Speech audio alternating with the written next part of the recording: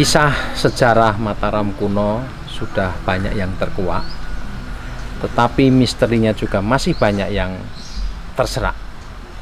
Sekarang saya ada di Dusun Canggal, Kelurahan Kadiluwih, Kecamatan Salam, Kabupaten Magelang. Disinilah tempat ditemukannya prasasti Canggal yang menguak keberadaan Candi Wukir.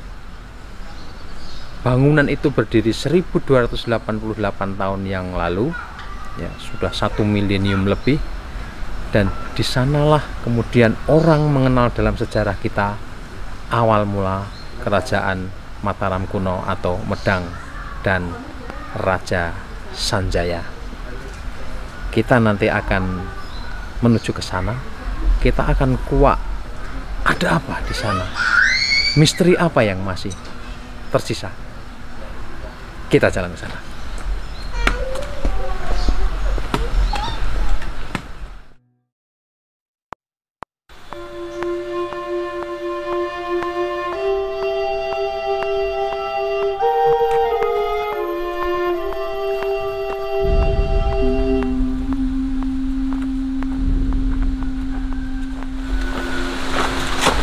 Situs Gunung Wukir terletak di Dusun Canggal, Kelurahan Kadiluwih, Kecamatan Salam, Kabupaten Magelang. Jaraknya dari Jogja, kota Jogja sekitar 18 sampai 20 km. Jadi cukup dekat. Aksesibilitasnya cukup mudah, bisa dicapai dengan kendaraan roda 2 maupun roda 4 sampai di Dusun Canggal.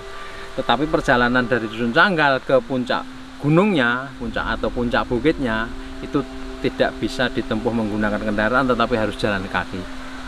Inilah rute dari Dusun Canggal menuju ke puncak Gunung Wukir. Kita menuju ke sana.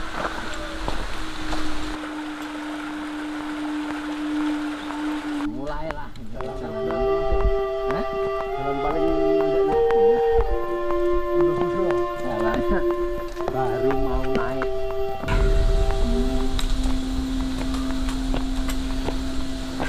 Lumayan menanjak.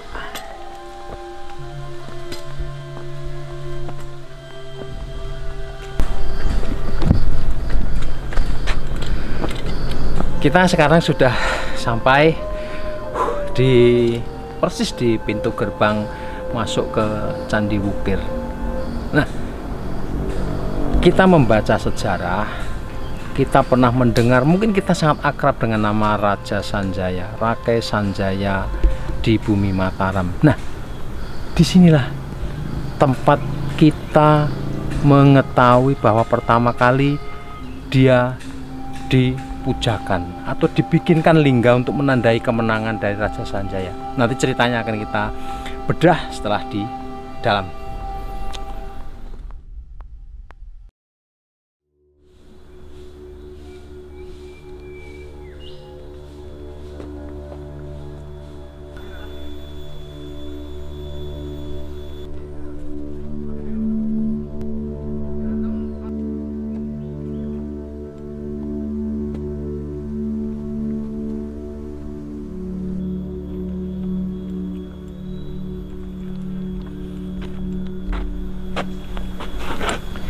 Inilah Candi Induk, Candi Wukir, atau orang juga kadang-kadang menyebutnya Candi Canggal gitu, karena memang lokasinya ada di Dusun Canggal.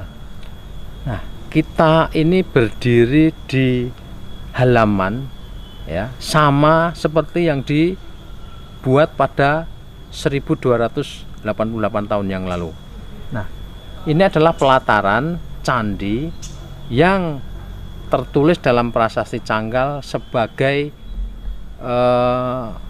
tempat lingga Raja Sanjaya, ya. Jadi dalam literatur sejarah mengatakan bahwa pendirian lingga ini adalah simbol atau pengumuman bahwa raja telah mengalahkan musuh-musuhnya. Nah, raja yang dimaksud ini adalah Raja Sanjaya. Orang kemudian mengenal di Jawa kuno, Mataram kuno itu kemudian ada dinasti Sanjaya.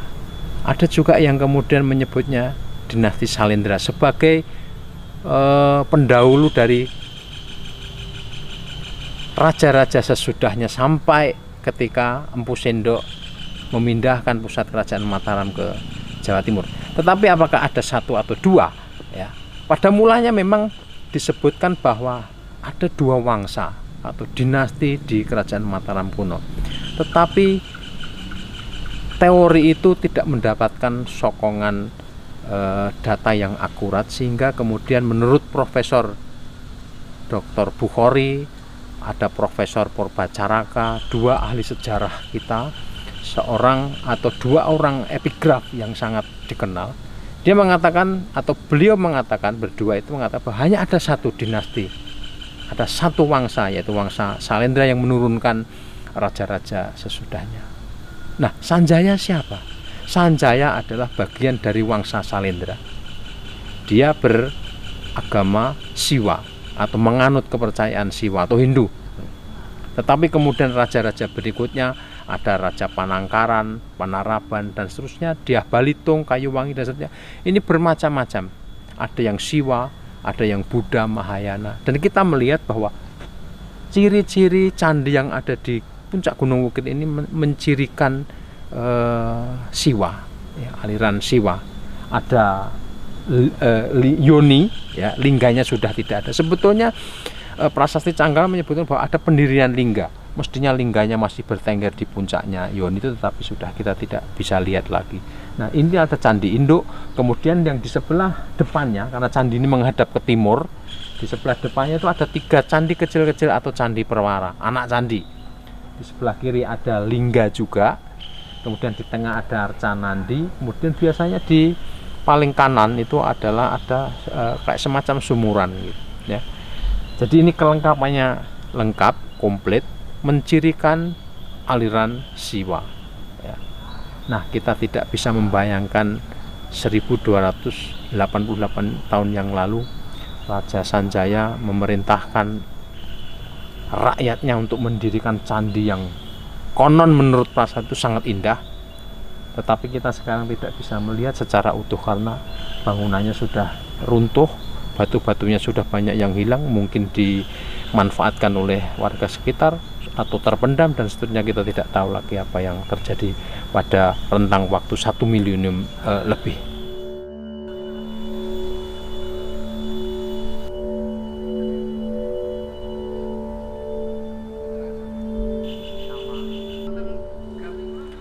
Kita akan melihat satu di antara beberapa ornamen yang ada di komplek Candi Wukir ini. Yang pertama, di depan ini ada arca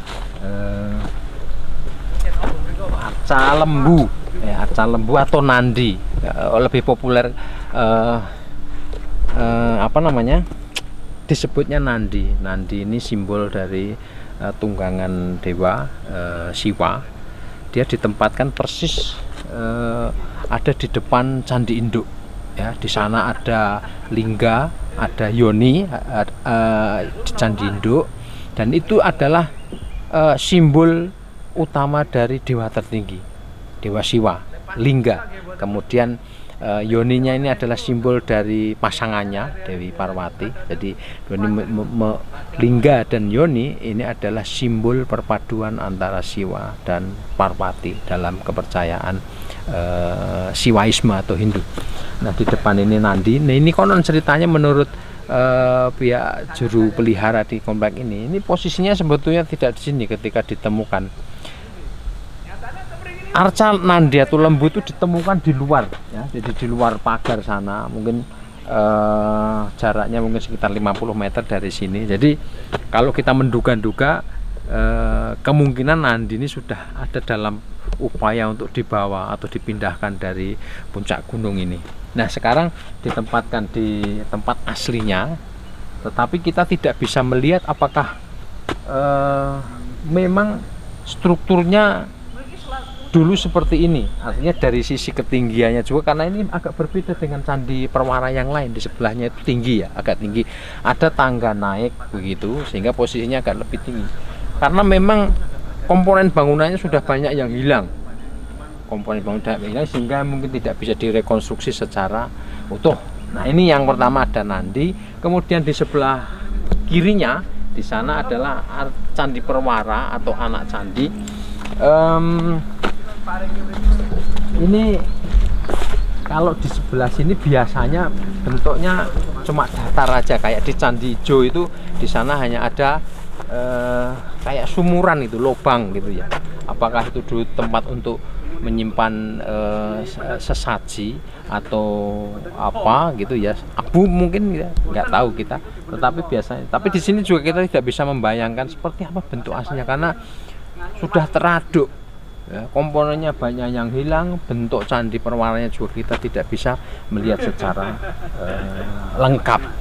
Ini pipi tangga, biasanya ini jelas ada ornamen ukir-ukirannya, biasanya ada bentuk naga tapi ini polos saja.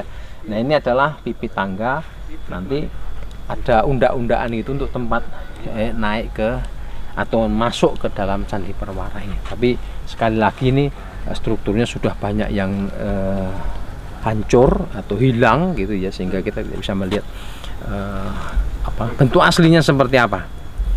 Kemudian yang lain kita coba akan lihat sisi lain, keunikan di sini adalah adanya Jupel sini menyebutnya ada kubur gitu ya, tempat untuk menguburkan jasad gitu. Tetapi kita akan coba lihat di sana. Ini bentuknya seperti bak, ya, bak mandi dari batu andesit besar, tebal. Nah, fungsinya seperti apa kita coba akan lihat ke sana.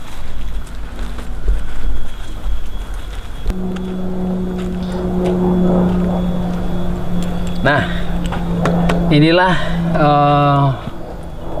bak yang terbuat dari batu andesit, besar ukurannya, ini mungkin hampir 1 meter lebarnya, kalau lebar ke sana mungkin 1 meter lebih sedikit gitu ya. Dipahat di bagian dalamnya. Dan apakah ini kubur? Ya, kalau melihat penampilan fisiknya sih sepertinya bukan. Ya, ini adalah bak air. Seperti di jalan masuk tadi di bawah dekat sungai juga kita melihat ada satu bak air, sama bahannya dari batu andesit. Fungsinya untuk apa? Karena di atas ini memang tidak ada sumber air, di puncak bukit ini atau di puncak gunung ini tidak ada sumber air, sangat terbatas. Kalaupun orang ingin menggunakan air ya harus bawa dari sungai di bawah sana. Sehingga menurut saya ini ya, dugaan saya ini memang dulu tempat untuk air, cadangan air di atas ini untuk keperluan macam-macam. Apakah mungkin untuk para peziarah, orang mensucikan dirinya dengan air yang ada di bak ini. Kemudian yang lain kita coba lihat di sini ada batu yang berbentuk bulat. Nah, ini contohnya.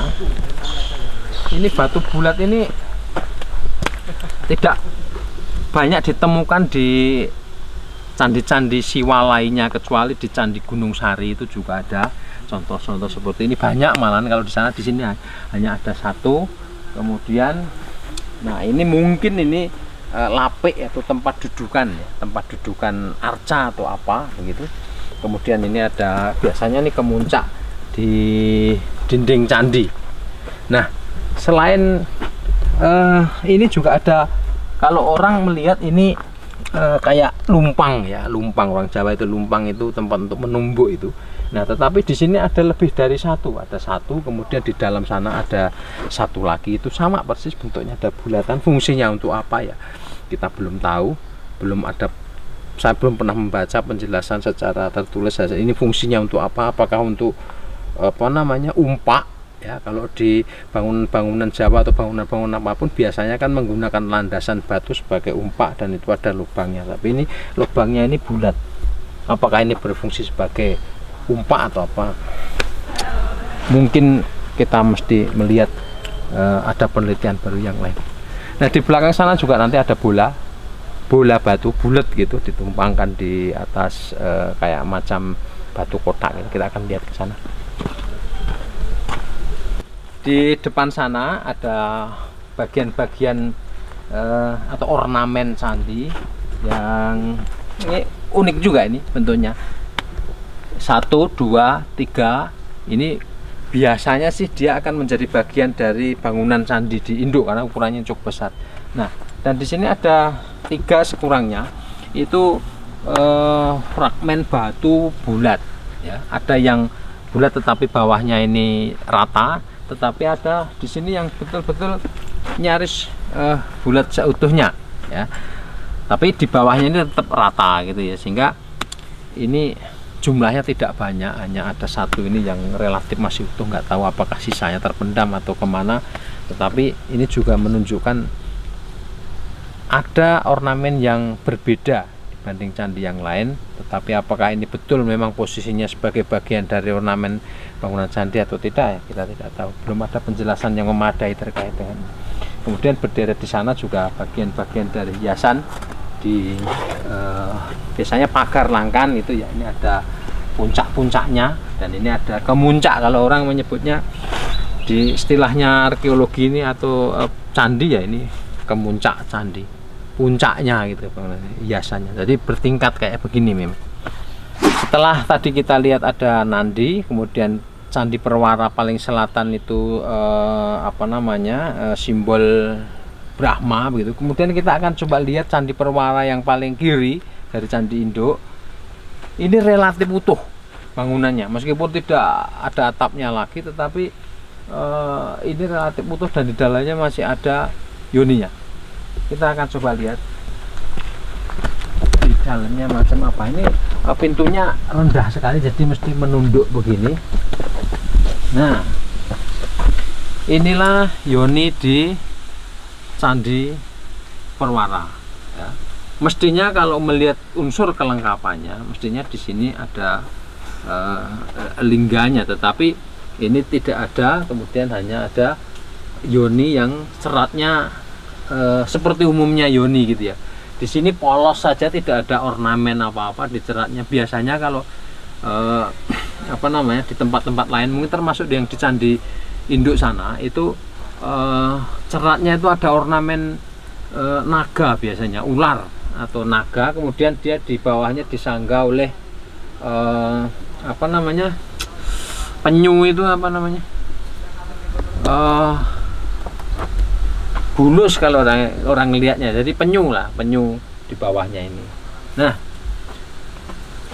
misalnya di Candi Kedulan itu memang Candi Perwara ini tidak memiliki atap. Mungkin kalaupun ada atap, biasanya atapnya tidak permanen, hanya pakai kayu kemudian dikasih atap rumbai gitu. Batasnya kalau melihat struktur yang sudah direkonstruksi ini ya, batas ketinggiannya di sini nih ya. Nah, ini kira-kira ini adalah candi induk yang ketinggiannya memang seperti aslinya.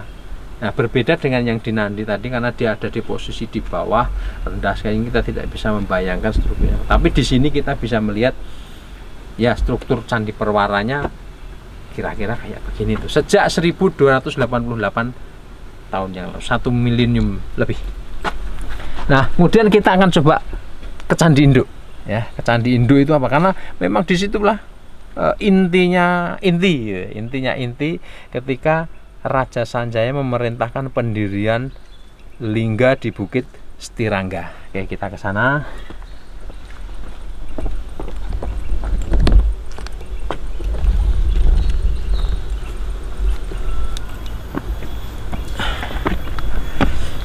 Nah, kita sekarang sudah ada di setelah tangga naik, kemudian biasanya kita akan ada di halaman dalam selasar gitu ya.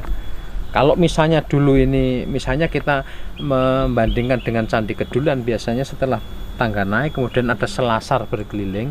Nah, di dalam sini tuh ada bangunan lagi yang jadi tempatnya yoni dan lingga yang di Candi Induk ini. Kita akan coba lihat dari dekat sini. Nah, ini adalah yoninya. Tadi yang saya bilang, yoni ini adalah lambang dari Dewi Parwati, pasangan dari Siwa.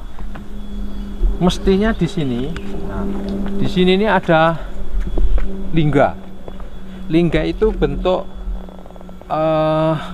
batu yang terpilih dia biasanya diambil dari batu yang sangat pilihan, tingkat kehalusannya juga, kemudian ada simbol-simbol tertentu yang di lingga itu, misalnya bentuk bulat ini melambangkan Siwa bagian ininya, karena dia diidentikan dengan palus ya, atau simbol alat kelamin laki-laki berarti kan, jadi dia dewa Siwa. Nah di sini mestinya terpasang begini, tapi sampai hari ini tidak ditemukan jejaknya lagi di mana lingga itu. Nah yoni ini pun riwayatnya tidak ada di sini ketika pertama kali ditemukan, kemudian komplek ini ditemukan, kemudian dipugar begitu ya. Menurut keterangan dari juru pelihara di sini, konon yoni ini posisinya ada di pojok ya, di komplek ini jauh dari Candi Induk. Kemudian dia ada di dekat pohon besar yang waktu foto-foto lama waktu Belanda melakukan pemugaran itu ada di dekat pohon besar itu. Dan di sini ada kerusakan yang sangat parah gitu ya. Jadi mestinya cerat ini di sini, kemudian di sini ada kepala naga itu sebagai penyangga itu, tetapi ini tidak kelihatan kecuali bagian perutnya nih, perut naganya itu masih kelihatan, ini ada kalungnya. Kemudian mestinya di sini nih, benar. Tapi sudah tidak kelihatan lagi, tidak ditemukan lagi di mana potongan kepala ular ini. Ini ukurannya besar, kalau diperkirakan ini yoninya ini diameternya ya 1 meter kali 1 meter, jadi bisa kita bayangkan besarnya lingga yang didirikan oleh Raja Sanjaya di puncak Bukit Setirangga. Sekarang disebutnya Gunung Wukir, kalau dulu orang menyebutnya Bukit Setirangga. Nah, menurut Prasasti Canggal, cerita tentang pendirian lingga di Bukit Setirangga ini menggunakan gambaran yang sangat indah gitu. Jadi mengadaptasi cerita di India sana yang menyebut ada nama tempat bernama Kunjara Kunja Desa. Nah, dilihat dari isi prasasti itu, Profesor Poerbatjaraka membaca bahwa itu hanya perumpamaan saja. Jadi daerah ini dulu dilukiskan sangat indah, diapit, ada gunung ini, kemudian diapit sungai, tanahnya subur, kemudian hasil pertaniannya luar biasa, ada tambang emas juga gitu ya. Ada, bukan tambang sih, mungkin dulu orang mencari emas tempat di mana gitu, kemudian sehingga dalam bahasa lain ini daerah yang gemah ripah loh jinawi, subur makmur ya, penduduknya. Nah, kemudian gambaran keberadaan gunung yang diapit dua sungai ini identik dengan tempat asal Resi Agastya ya, Resi Agastya itu yang membawa kepercayaan Hindu ke Jawa. Dalam cerita wayang dia sebut sebagai Bathara Guru, sama Resi, jadi penyebar kepercayaan Hindu atau Siwa di tanah Jawa dari India. Nah, itu kira-kira cerita kenapa kemudian masih banyak misteri yang tersisa dari cerita 1288 tahun yang lalu ketika Raja Sanjaya, raja pertama Medang di bumi Mataram, mendirikan lingga di puncak gunung ini. Termasuk pertanyaan besarnya adalah di mana waktu itu Raja Sanjaya bertapa? Apakah kerajaannya ada di dekat sini, sekitar sini? Ini masih tanda tanya besar. Tidak ada atau belum ada yang bisa mengungkapkan secara persis di mana pusat kerajaan Mataram pada zaman Raja Sanjaya.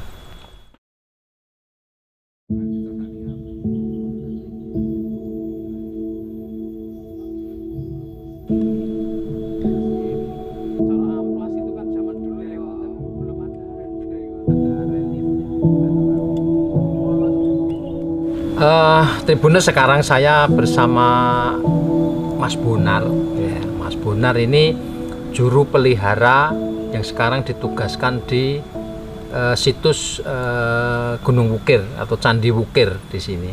Nah, kita akan coba gali, tanya ya suka dukanya bagaimana, karena mungkin memang baru ya, dia terhitung baru 3 tahun bertugas sebagai juru pelihara. Nah, ceritanya itu gimana sih pertama kali itu jadi jupel itu di mana? Apa langsung di sini atau di mana? Enggak, Pak. Awal mulanya jadi jupel itu di yang ada lowongan itu hanya di Candi Gunung Sari. Kan itu Candi Gunung Sari itu domisili sebelah candinya. Oh, Candi Gunung Sari itu di daerah Ngulon. Ngulon itu deket sini aja ya. Iya. Oke, terus sana tahun berapa itu masuk? Tahun 2017. Kemudian tugas di sana berapa tahun? Hampir 2 tahun. Tugasnya apa aja sih? Tugasnya merawat, menjaga keamanan candi, Pak. Bersih-bersih gitu Iya. ya. Tapi kalau misalnya nata-nata batu enggak ya? Enggak, itu kan sudah ada bagian sendiri. Jadi merawat sama menjaga ya utamanya itu ya. Iya. Nah, kemudian di sini di Gunung Wukir ini sejak kapan? Awal Mei 2019. Awal Mei, ini Agustus, berarti udah setahun ini ya. Iya. Mas Bonar, Iya. pengalaman sebagai jupel ini kan kalau di Gunung Wukir ini kan siang maupun malam dijaga, Iya. ada yang piket di 24 sini. jam, iya. Ini pengalaman pribadinya apa waktu pertama kali di sini? Apakah ada sesuatu yang unik, menarik gitu? Ceritanya gimana ya? Kalau pengalaman pertama di sini mah pernah